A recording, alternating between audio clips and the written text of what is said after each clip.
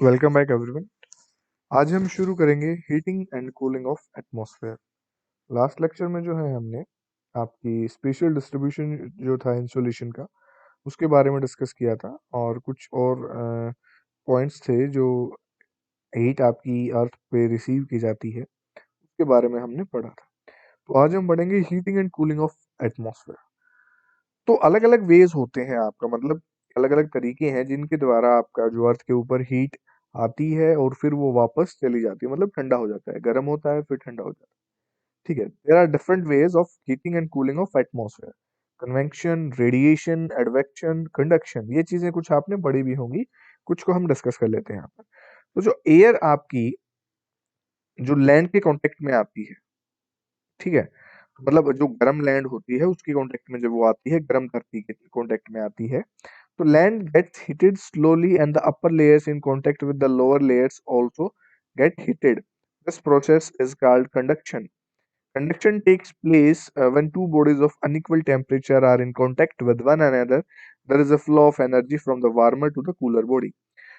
तो जब जो गर्म सतह के साथ ये जो प्रोसेस होती है ना, आपकी अपर लेयर और लोअर लेयर जब आपस में कांटेक्ट में आती हैं तो वो आपस में जो गर्म लेयर होती है वो लोअर लेयर अपर के कांटेक्ट में आने पर वो लोअर लेयर भी गर्म होने लगती है।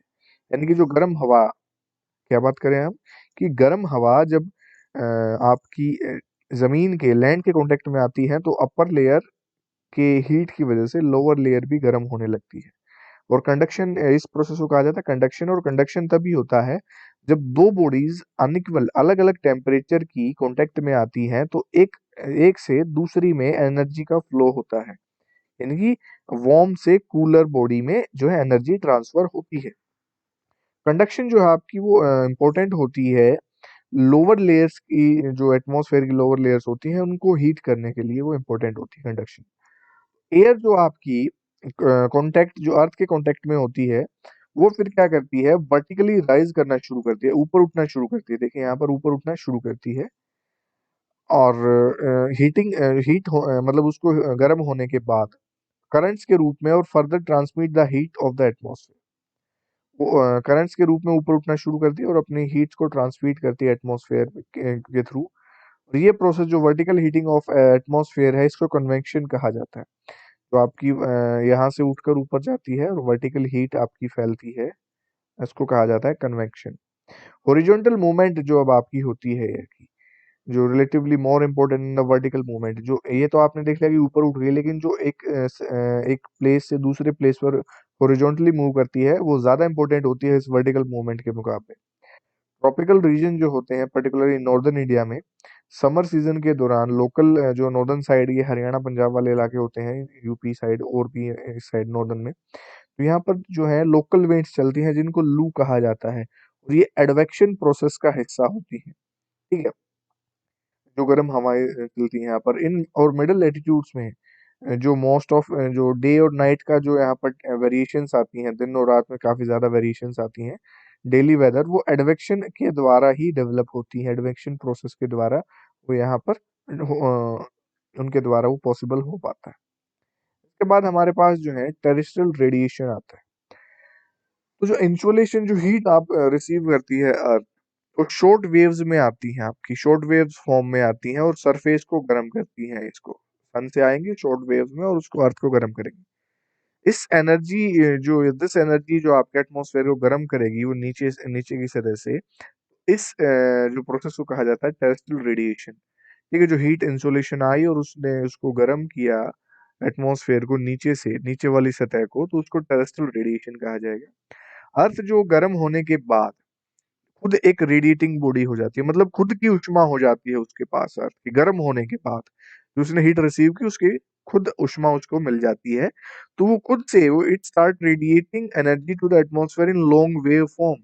अब वो खुद इसने रिसीव की और खुद अब उसके पास एनर्जी हो गई, अब वो खुद उसको रिलीज करना शुरू करती है लॉन्ग वेव में। ठीक है, खुद उसको रिलीज करती है एनर्जी को एटमॉस्फेयर में। एटमॉस्फेयर आपका जो है रेडिएट होता है और ट्रांसमिट होता है स्पेस तक। ठीक है, यहाँ से निकलता है और वापस स्पेस में जाकर वो ट्रांसमिट होता है। और जो हीट आपकी सन के द्वारा हमने रिसीव की, फिर वापस जाकर स्पेस में पहुंच जाती है और रिटर्न टू द स्पेस। और इसी की वजह से जो आपका जो कांस्टेंट टेम्परेचर होता है अर्थ के सरफेस का और उस एटमॉस्फेयर का, वो मेंटेन होता रहता है। मतलब अगर वो कंटिन्यू हम उसको रिसीव करते रहेंगे तो टेम्परेचर बहुत ज़्यादा राइज हो जाएगा ना। तो उसी वजह से इसी चक्कर में जो है आपका ये अर्थ जो है उसको वापस रिफ्लेक्ट करके ऊपर भी भेज देती है। तो ये सारी जो प्रोसेस होती है नीचे, उसको टेरेस्ट्रियल रेडिएशन कहा जाता है। अब जो हीट बजट है आपके प्लेनेट अर्थ का, तो ये जो फिगर्स आपको यहाँ पर दिए दिए गए हैं हीट बजट के, वो जो हमने देखा था कि भाई जो अर्थ है वो अकेले ही ना तो सारी हीट को पूरी तरीके से अब्जॉर्व करती है, ना उसको पूरी को अकेले एकदम से छोड़ती है। ठीक है, वो उसके टेम्परेचर को मेंटेन रखने का काम करती है। ये तभी पॉसिबल होता है जब आपकी जो रिसीव की जाती है इंसोलेशन की फॉर्म में, वो उसी जो अमाउंट में जो अर्थ रिसीव करती है टेरेस्ट्रियल रेडिएशन के द्वारा उसको वो रिलीज करे। ठीक है, तो इंसोलेशन जो रिसीव की जाती है टॉप ऑफ द एटमॉस्फेयर, वो होती है 100% रिसीव की उसने। लेकिन जब वो एटमॉस्फेयर के अंदर जो हमने देखा था उसके अलग अलग पार्टिकल्स होते हैं, उसके थ्रू जब वो पास करके जाती है तो कुछ एनर्जी है वो एटमॉस्फेयर से ही रिफ्लेक्ट कर दी जाती है। ठीक है, वहीं से रिफ्लेक्ट हुई, कुछ फैल गई, कुछ एटमॉस्फेयर ने एब्जॉर्व कर ली। तो उस उसमें से कुछ पार्ट बचता है, रिमेनिंग पार्ट जो है वो अर्थ सरफेस तक पहुंच पाता है। रफली 35 यूनिट्स जो है रिफ्लेक्ट कर दी जाती हैं स्पेस में वापस अर्थ तक पहुंचने से पहले। 27 यूनिट्स जो है आपकी क्लाउड्स के द्वारा, टॉप ऑफ द क्लाउड्स जो है वहीं से रिफ्लेक्ट कर दी जाती है। 2 यूनिट जो आपकी स्नो और आइस कवर्ड एरियाज होती हैं वहां से वो आपकी जो रिफ्लेक्ट होती है। और रिमेनिंग 65 जो यूनिट होती है उसको एब्जॉर्व कर लिया जाता है। 14 यूनिट आपकी एटमॉस्फेयर में और 51 यूनिट जो है आपकी अर्थ सरफेस के द्वारा एब्जॉर्व कर ली जाती है। अब जो वेरिएशन आती है नेट हीट बजट में अर्थ सरफेस के ऊपर आने के बाद, ठीक है, मतलब कि जो variations amount of radiation receive करती है अर्थ सरफेस में, उसमें वेरिएशंस आती हैं। कैसे कि जो कुछ पार्ट होते हैं अर्थ के उसमें सरप्लस रेडिएशन होता है, रेडिएशन बैलेंस, और किसी में कमी आ जाती है। ठीक है, किसी एरिया में ज्यादा, किसी में कम। तो सरप्लस हीट एनर्जी जो आपकी आती है ट्रॉपिक्स से, वो रीडिस्ट्रीब्यूट हो जाती है वापस पोल जो है आपके नॉर्थ साउथ पोल उसकी तरफ। और इसी के रिजल्ट में जो ट्रॉपिक्स हैं वो ज्यादा जो है हीट, उनको ज्यादा हीट नहीं मिल पाती है, वो ज्यादा गर्म नहीं हो पाते हैं, क्योंकि जो एकोमोलेशन होता है एक्सेस हीट का वो हाई लेटीट्यूड्स पर जो get permanently frozen due to excess deficit, उनकी कमी की वजह से वहां पर वो ट्रांसफर होता रहता है। तो ये वेरिएशंस इस प्रोसेस में चलता रहता है। तो ये चीजें आपकी हीट बजट के बारे में थी आज के लिए। आज का जो टॉपिक है वो हम यही खत्म करते हैं। नेक्स्ट जो टॉपिक में जो है हम डिस्कस करेंगे आपके टेम्परेचर के बारे में, जो अर्थ के ऊपर आपका टेम्परेचर क्या चीज है, कैसे वेरिएशंस आती है उसके अंदर। So that's all for the today. Thank you so much everyone.